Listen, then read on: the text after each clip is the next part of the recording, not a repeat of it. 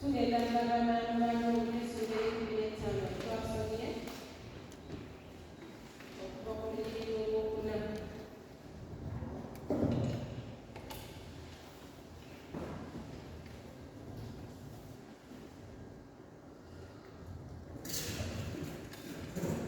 Abalumi 15 okuva ku Luyigira olwokuna. Eno Esande ey'okubiri mu biro eby'okujja, mu biro eby'okuliyirira okujja kwa Mukama waffe. Kino kye kiseera eky'okweteekateeka okwaniriza Yesu ng'azze mu nsi. Kino kye kiseera eky'akayisanyo, buli muntu nga yeetegeka, buli muntu ng'afaayo ng'aba nti olunaku olwo lutuuka ng'asaanira.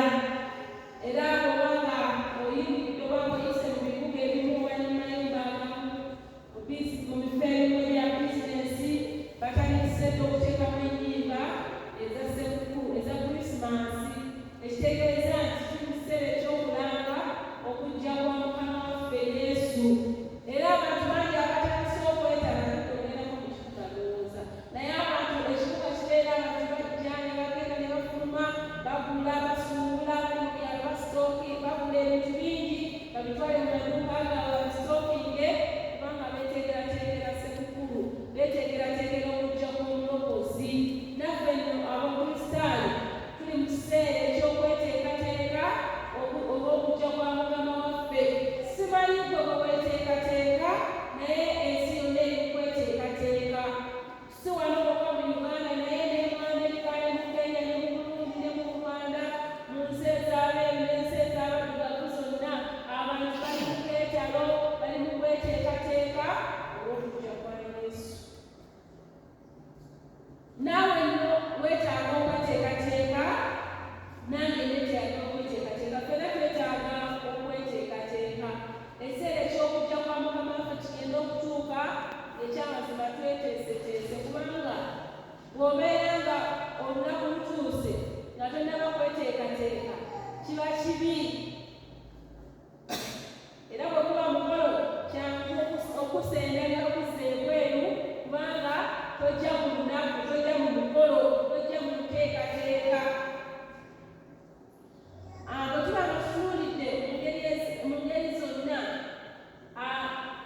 abantu abasuubula basuubula kati ebintu bingi, batandise okukola sitooko oba bagiyita batya, bajjamu sitooka enkadde, kakati bayingizaamu ebintu ebipya, bateekamu sitooka empya. Abantu ate era abalala abamu mu mayumba gaabwe batandise okugyamu ebintu ebikadde babifulumya, bagiddaabiriza ate bateekamu ebintu ebipya, kubanga bali mu kweteekateeka olw'okujja kwa Mukama waffe Yesu. Era ojja kulaba nga n'ebifo ebisanyukirwamu biri mu keetegeekerero, kubanga byeteekateeka olw'okujja kwa Mukama waffe. Nze nkulidde nnyawo ebizira birina mutungo, naye mu kitundu ekyo mwe muli fuluwalizi, abakola omwenge ogwa buli kika basula batunula, kubanga abantu bali mu kweteekateekera kukola ki? Kujja kwa Mukama waffe. Ffe ewaffe mu byalo gye twakulira, gye twazaalibwa, abamu muyinza okuba muzaaliddwa wano, naye ffe ewaffe mu byalo eyo olw'okujja kwa Mukama waffe kweteekebwateekebwanga, era nga kweteekateeka bukyali. Abantu amaka ne gagamba nti eryo ettooke lyange naliri, awo nga Ssekukkulu tetugakwatako, kasooke tukalinde gajja olunaku lutuuke nga weeyali. Abalala ne balunda embuzi, abalala balunda enkoko, abalala balunda ente, ne bagamba ezo za Ssekukkulu tezikwatibwako, tukwate okubirala, naye ebyo bya Ssekukkulu. Lwaki? Kubanga bali mu kweteekateeka olw'okujja kwa Mukama waffe. Simanyi gwe gy'obeera nga weeteekateeka, naye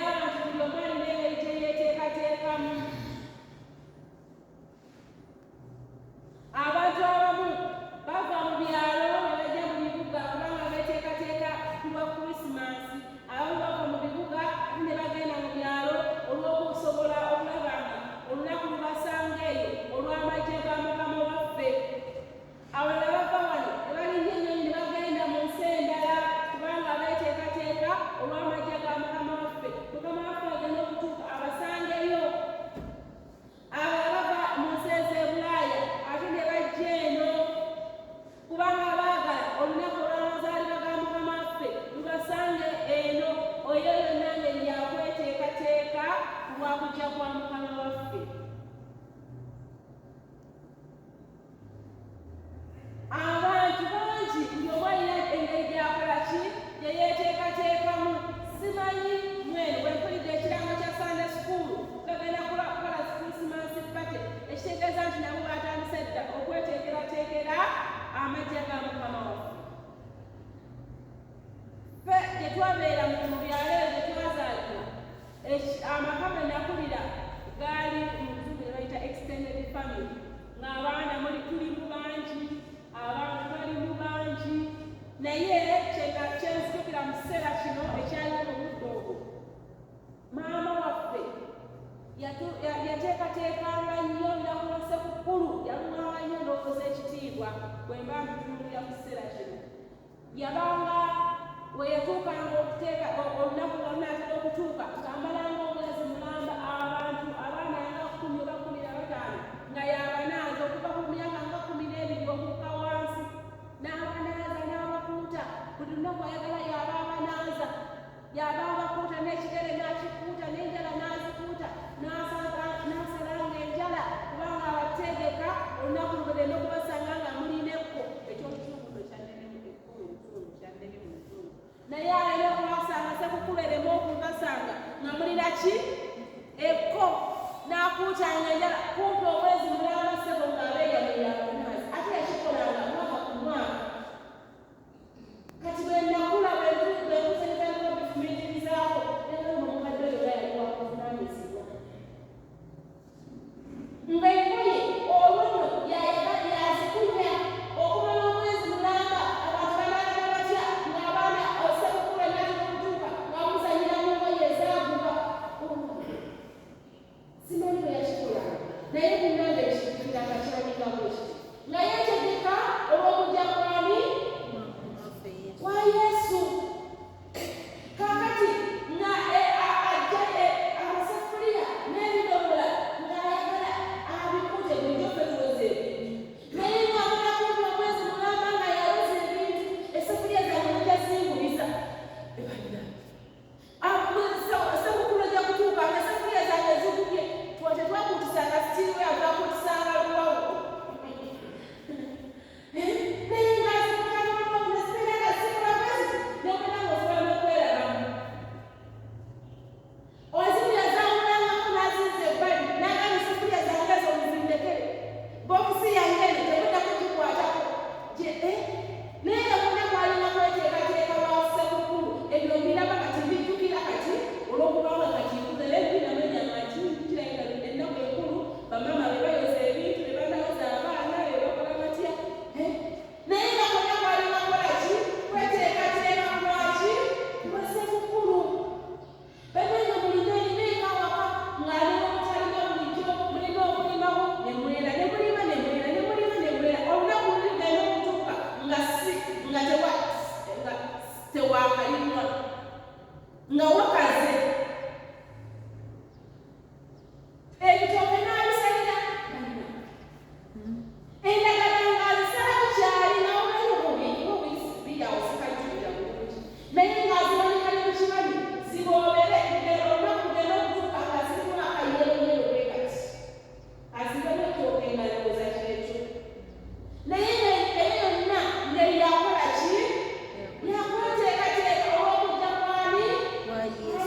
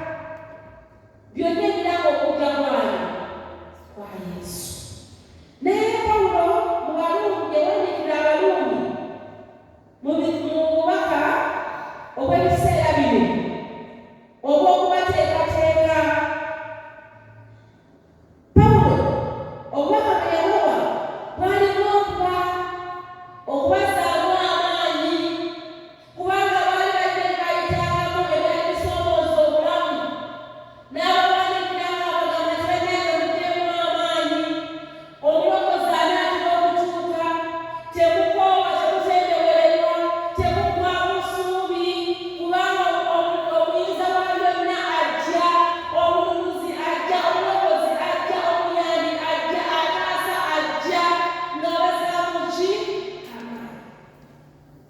ebigambo bino bijjalafe gye tuli olwalwatugamba nti byawandiikibwa bisobole okukasa ffe abaliwo olwaleero era bijja olwaleero gy'oli tiddamu amaanyi guma omwoyo kubanga omuyinza wa byonna ajja era buli lunaku obudde bwongera okusembera tewali kyatasobola tewali kyatayinza byonna bisobola buli kyoyitamu naawe kyoyitamu ffenna kye tuyitamu akisobola abadde talina buli omuyinza wa byonna mukkirize mu kiseera kino ng'akola akole mu bulamu bwo ofune omulimu abadde alina bizinesi nga ntono nga zinafuye waali katonda waffe ali ku kkubo ajja musabe atuukeko mu nnyumba yo mu makaago mu mulimu gwo muteekateeka ki olugiriro olwokuna luno musula neyekubira ettaano agamba nti kubanga byonna byawandiikibwa edda byawandiikibwa kutuyigiriza ffe tulyoke tubeerenga n'okusuubira olw'okugumiikiriza n'olw'okusanyusa kw'ebyawandiikibwa kitegeeza twetaaga okubeera n'okusuubira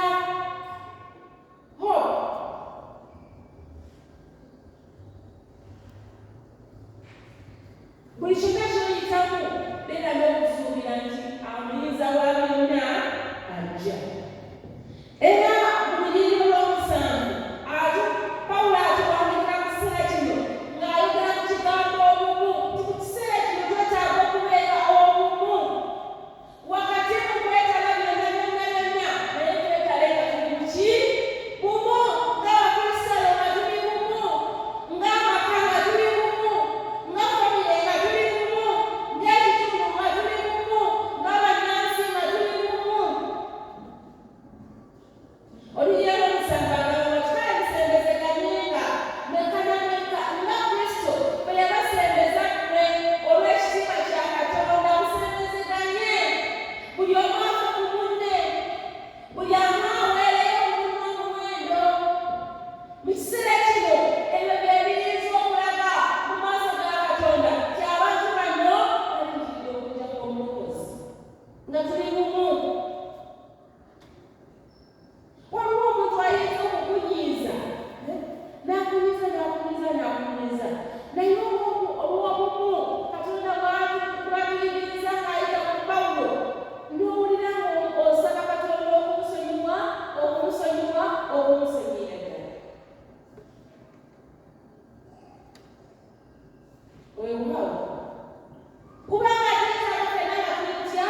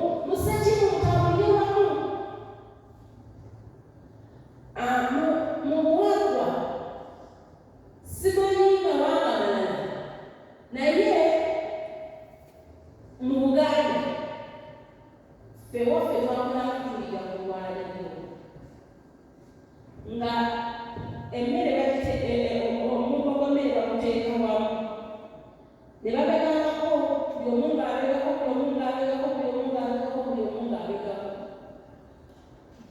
anafuna omukisa n'emberako n'omuwala nga wamutololere naye nga yatugamba nti emmere ffe waffe tugiteeka ku sowaani emu era tewabeera muntu abegako mmere gyagenda atuule wali natugamba kati emmere yetuyigiriza okulya emmere y'ewaabwe natugamba eno emmere tutuula wamu netuliira wamu netubegako waki wamu ekitegeeza nti namubuwangwa bwaffe tuyiga okukolera awatya awamu ne mulira ku lujuliro lumu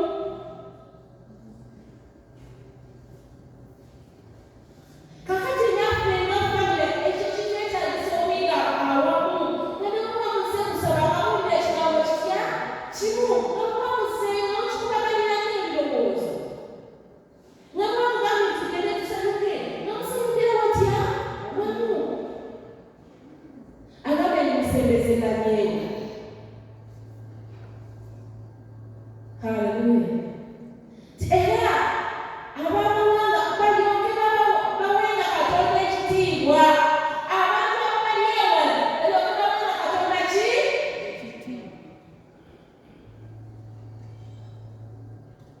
kitusanyusa nnyo tulaba abayimbi bano nga bali wamu nga bali wamu nga buli lunaku bayimbira wamu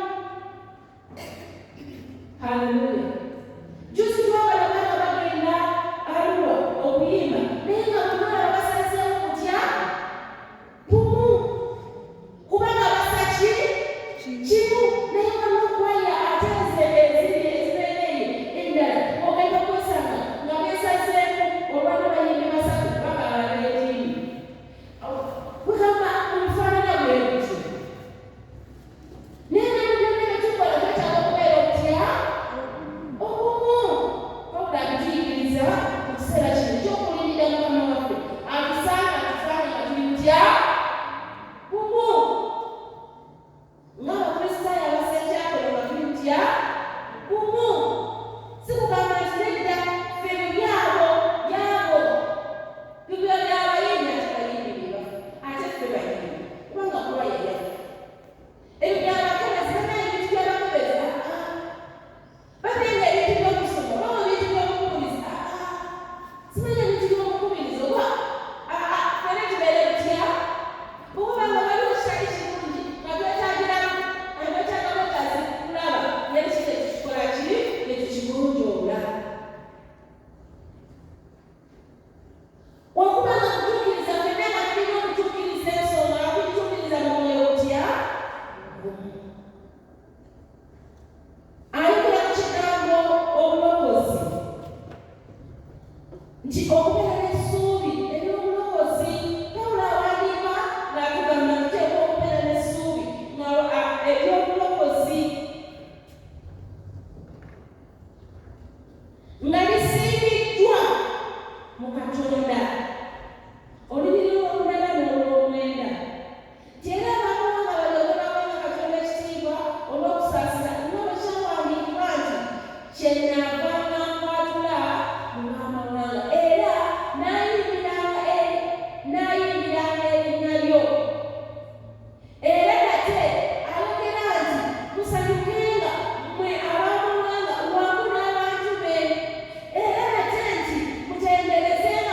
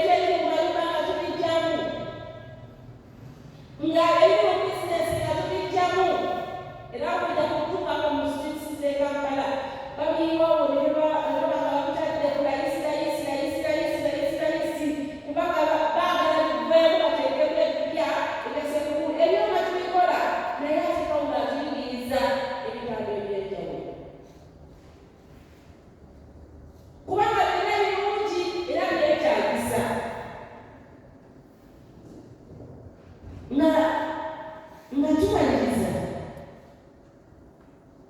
katubikuleko mu Bikolwa by'Abatume 3:9.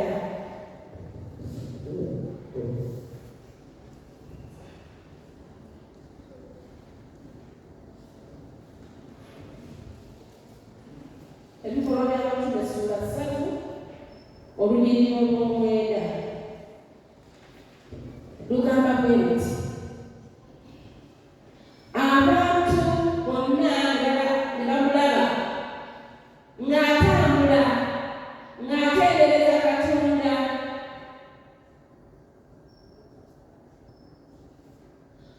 Katutandikire ku lw'omusanvu. N'amukwata ku mukono ogwa ddyo n'amuyisa, amangu ago ebigere bye n'obukongovvule bye ne bifuna amaanyi, n'agolokoka mangu, n'ayimirira n'atambula. N'ayingira nabo mu yeekaalu n'atambula ng'abuuka ng'atendereza Katonda. Mu kiseera kino tusabe Katonda akyusa, atukyuse. Tuyinza okuba nga tuli we twali twazingamira, we twali twakonzibira, we twali twalemalira, naye Katonda waffe mu kiseera kino ajja. Bw'abanga akola naawe akole ku bulamu bwo, abukyuse.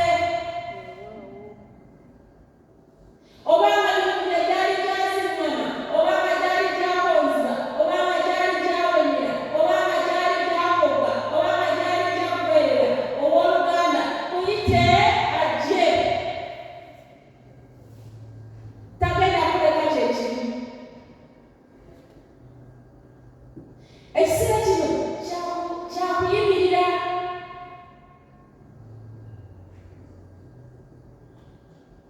Haleluya.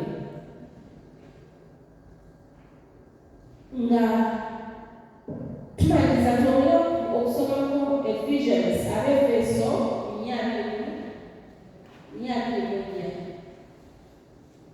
Abefeso 4:24.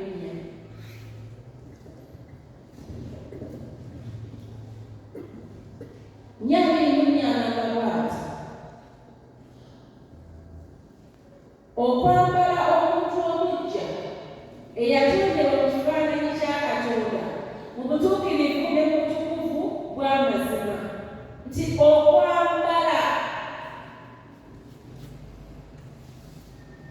omuntu omuggya, omuggya ye Kristo Yesu eyatondebwa mu kifaananyi kya Katonda, ye Kristo kennyini. Mu kiseera kino twambale omuntu omuggya. Mukama atuwe ekisa. Obanga mufambale temuli kusonyiwa, twambale ekisa eky'okusonyiwa. Obanga waffe temuli kwenenya, twambale ekisa ekiggya eky'okusonyiwa, eky'okwenenya. Obanga waffe mubaddemu obutayagaliza, twambale omuntu omuggya ow'okwagaliza. Obanga waffe mulimu ab'ettima, omuntu omukadde ow'ettima, ow'enge, ow'effubitizi, ow'effugabbi, tumwambule twambale omuntu omuggya, ye Kristo ali mu kifaananyi kya Katonda. Mukama waffe bw'anaabanga atuuse akusange ng'osaanire. Kubanga ate ye kinaatugasa ki? Bwe nange okwambala engoye empya enjeru naye nga tujjuddeko.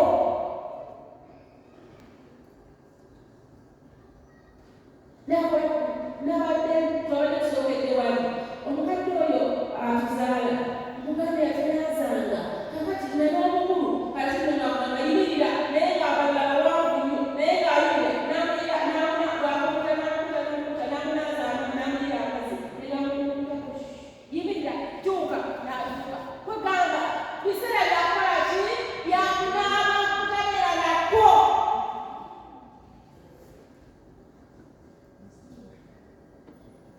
Haleluya. Haleluya. Simanyi kiki gwe kyeweetaaga, ddala gwe kennyini okimanyi. Naye ekikwetaagisa Katonda akubeere, nze naawe atubeere. Okwa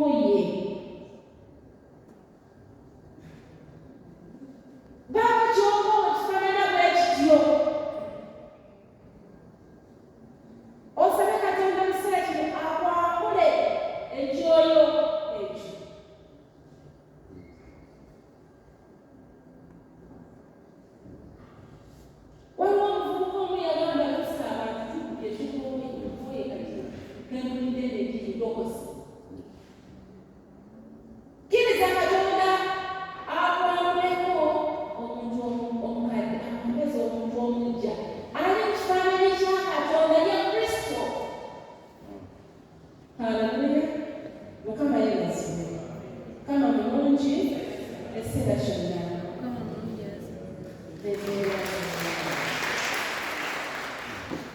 Mu byonna Pawulo atukubiriza okubeera n'okugumiikiriza, okubeera n'essuubi, okubeera n'obukakamu, okubeera n'okukkiriza, okubeera n'okwagala okufaayo eri bannaffe. Pawulo atuyigiriza nti tuteekwa okweyambulako omuntu omukadde twambale omuntu omuggya alifaananyi kya Katonda. Pawulo atukubiriza okusembera awali Katonda buli lunaku. Katonda alyoke asobola omulimu omulungi waffe. N'olw'ebigambo ebyamulimu n'ab'Oluganda, tuli mu kiseera eky'okweteekateeka olw'okujja kwa Mukama waffe. Naye Mukama atuweereze n'okweteekateeka mu bino eby'omubiri byokka, nga newankubadde nabyo byetaagisa. Tuleme okweteekateekera mu bino ebiggwaawo ne tuteeketeeke n'ekitundu eky'obulamu butaggwaawo. Mukama awewe omukisa. Katwebaze. Twebaze nnyo Katonda omulungi w'ekisa era tukwebaza kubanga olugendo gye tuli. Tuli mu keetegeekerero nga tukulinda okujja gye tuli. Naye oyobeera naffe Mukama ng'otugamba nti njagala abanjagala n'okusinga ennyo abanyiikivu okunoonya banaadama. Tubeere tunyigire okunoonya era Mukama waffe tukulabe.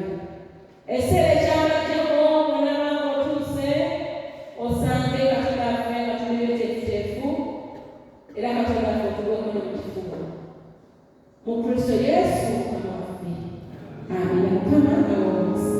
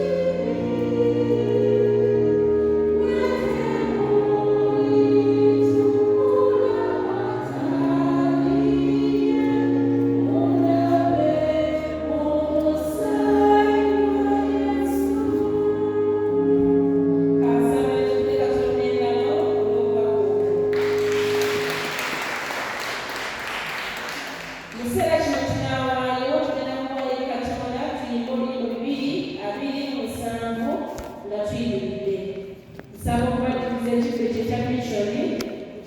mission,